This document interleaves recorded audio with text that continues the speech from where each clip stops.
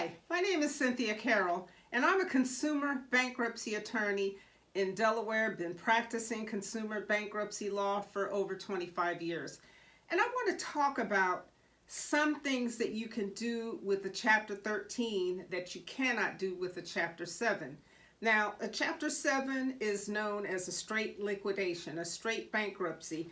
And most people, if they qualify, quite frankly, would prefer to do that because you can file bankruptcy if you qualify for a Chapter 7, and you can have a discharge within 4 months after your case is filed without having to make payments to a trustee. A Chapter 13 is different. It is a long-term commitment.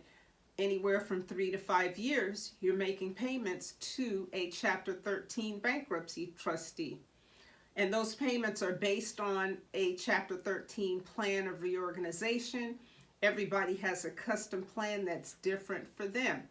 Now, I want to talk about the uses of Chapter 13 over Chapter 7. And one use of a Chapter 13 is if you've had a recent Chapter 7 case that was discharged.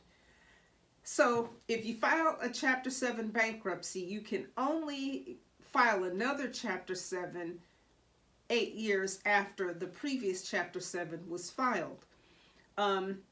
Now, you may have a need, after your Chapter 7 case has been discharged, you may have a need to file bankruptcy again, such as if you get an IRS levy of IRS tax debt that was not discharged in that Chapter 7.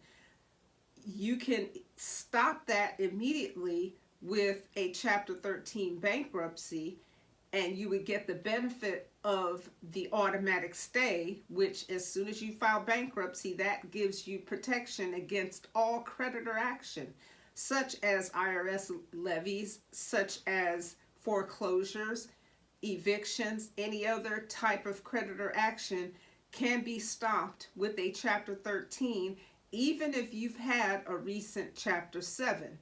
Now keep in mind, you cannot get a Chapter 13 discharge unless it's been at least 4 years since that Chapter 7 case was filed, but you can take advantage of the protection from your creditors and deal with that debt that was not discharged in your prior Chapter 7. So anyone who is not eligible for a Chapter 7 might be able to be eligible for a Chapter 13, such as over median debtors. So if your if your income exceeds the median in the state of Delaware for your family size, and if that disqualifies you for filing a Chapter 7, you could consider a Chapter 13. Also, if you have assets that cannot be exempt in a Chapter 7, such as, let's say you have a house that has more equity than the exemption in Delaware allows, which is $125,000. Let's say you have more equity than that and there's no other way to exempt it. You could still get bankruptcy relief with a Chapter 13. You would just have to pay the non-exempt portion, and you would have to repay that amount in Chapter 13.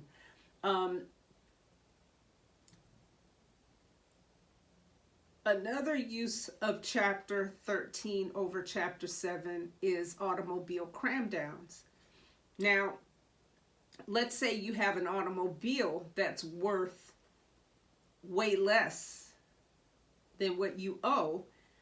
You could file a Chapter 13 and you can pay what the car is worth versus what you owe, as long as you've had that vehicle for at least 2.5 years. Chapter 13 can also be used to stop a foreclosure, an eviction, or a repossession. Just keep in mind, the eviction, you have to file bankruptcy before the eviction judgment is entered. So if you get sued in Justice of the Peace Court for an eviction matter, you got to file bankruptcy right after that suit and before that hearing. because if the eviction has been entered, a bankruptcy is not going to help you. But prior to that time, sure, you can file Chapter 13 and stop an eviction. You can stop a repossession with the Chapter 13. Another thing you could do with the Chapter 13, you can avoid fully unsecured mortgages and liens. So let's say you have a house and your first mortgage balance exceeds the value of that house, and you have a second mortgage or another lien. You could file a Chapter 13 bankruptcy and you can avoid that second mortgage or second lien, and that's called a strip-off. If you qualify, that's another use of a Chapter 13 that's not available in Chapter 7. Also, if you have a loan that has what's called a cross-collateralization loan, and it's harder to say, but, and this is typical with credit union loans.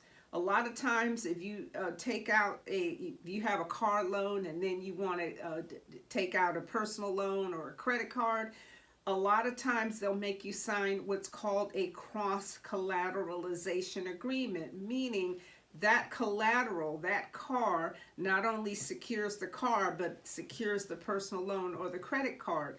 So if you file Chapter 7, you're not going to be able to discharge the debt associated with that credit card or that unsecured personal loan. However, you can file a Chapter 13 and you can reduce the loan to the value of the vehicle and thereby deal with the cross-collateralization loan. That's available in Chapter 13, not in Chapter 7. Another thing you can do in Chapter 13 that you can't do in Chapter 7 is to repay tax debt penalty and interest free. What do I mean by that? When you file Chapter 13 bankruptcy, if you owe federal income tax, state income tax, you can file bankruptcy, and when you file bankruptcy, you're repaying the full, and you put that tax debt in a Chapter 13 plan, you are repaying purely the tax. Any penalties and interest that accrue